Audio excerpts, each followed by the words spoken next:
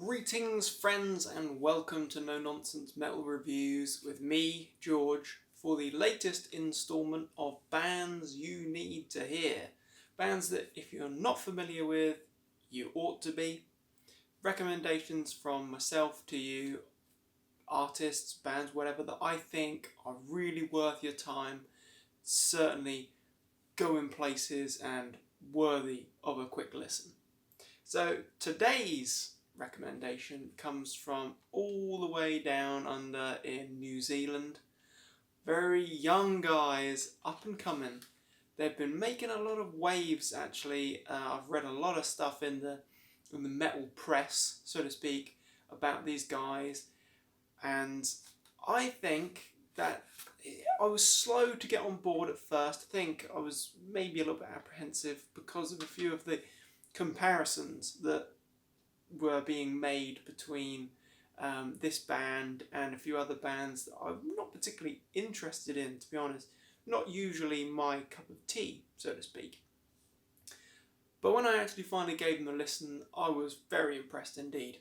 So I am talking about Alien Weaponry from all the way down in New Zealand, as I've said, and they are a very impressive band actually. These guys are incredibly young. I believe it's like late teens, early 20s, very, very young, but they are great musicians and the songs themselves that they're writing are really good.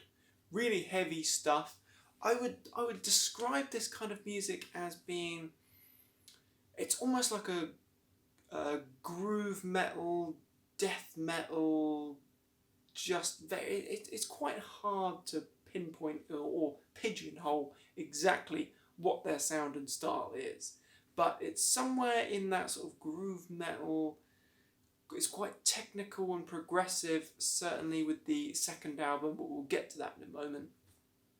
It's a hard one to define, but comparison wise, if I was going to give any comparisons, I would say that the first album, start with this one, two, I'm really unsure about how you pronounce a lot of these song titles and album names because they are in native Maori,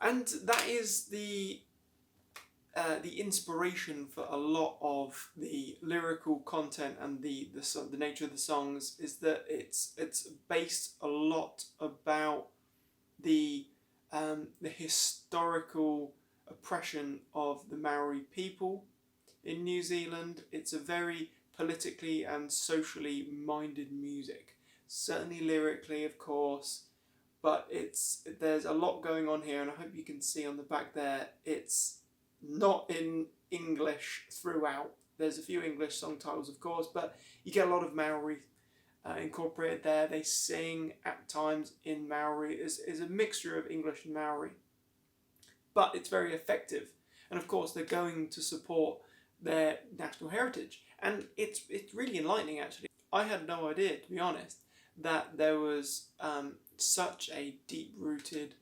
socio-political issue in New Zealand, but these guys, Alien Weaponry, really highlight that, and it's refreshing that young people like these guys are really taking the time and putting the effort in to get their message across, to highlight these issues.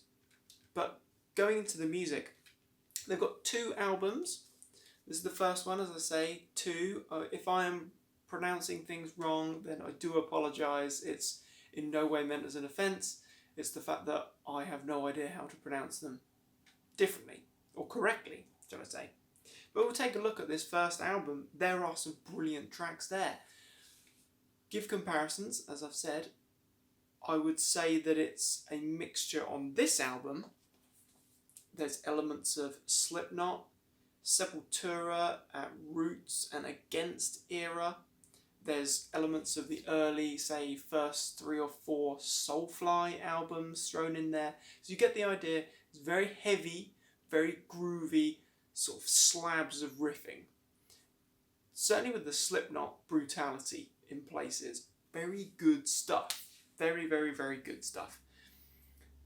Some really good tracks on this album. I'm not going to butcher the pronunciation on this one, but standout moments. The second track there is a freaking heavy number, and it's a really memorable piece. Holding My Breath has a great chorus. Really memorable stuff. Right through the album, actually, the Rage, It Takes Over Again, The Things That You Know, really, really good songs. Not just the ones that I can pronounce, of course. Throughout, very heavy. If you like those previously mentioned artists or albums, this is certainly going to tick the boxes for you. Very heavy stuff, very groovy, very memorable, a lot going on.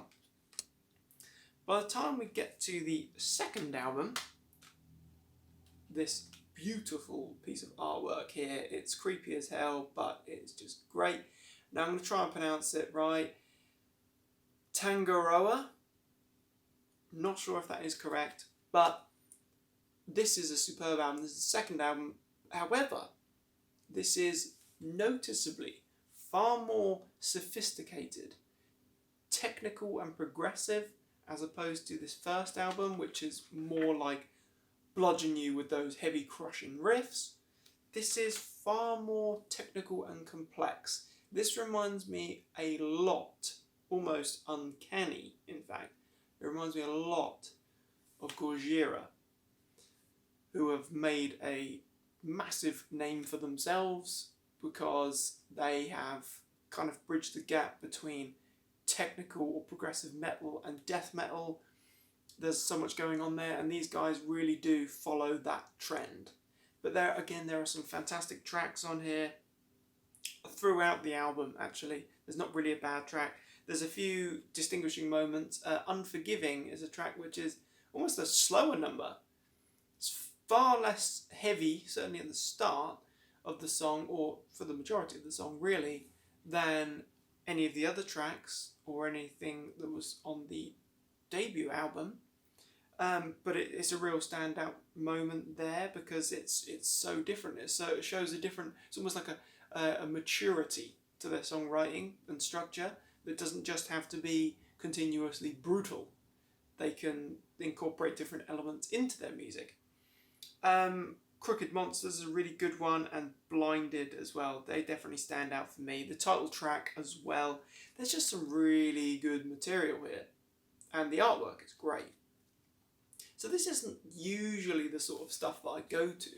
Really, I tend to opt for more sort of traditional heavy metal, power metal, thrash metal, things like that. But when I read a good recommendation, I'll check it out.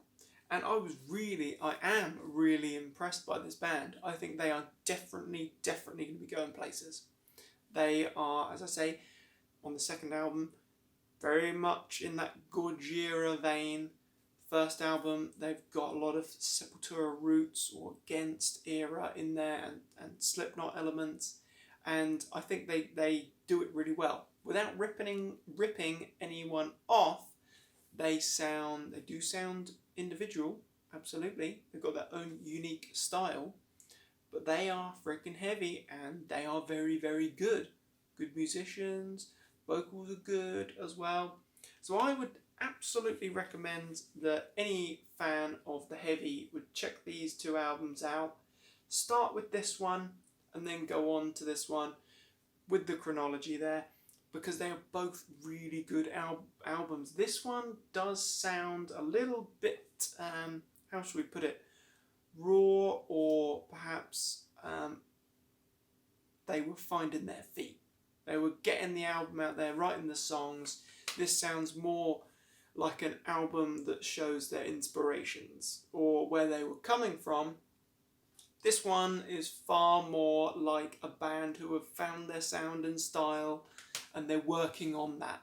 They've decided to go down a different avenue, and I think that second album shows where the band will be going. Absolutely. So there you have it. That a band you need to hear. Alien Weaponry with these two albums, 2 and Tangaroa. I apologise if I'm mispronouncing that entirely. check these albums out. It's absolutely worth your time if you like a good bit of groovy heaviness. What do you guys think of the band? If you're a fan, let me know. If you've never heard them before and checked them out, then let me know what you think. I'm very interested to know. Check back soon, of course, for more recommendations and reviews. Take care, my friends, and as always, stay heavy.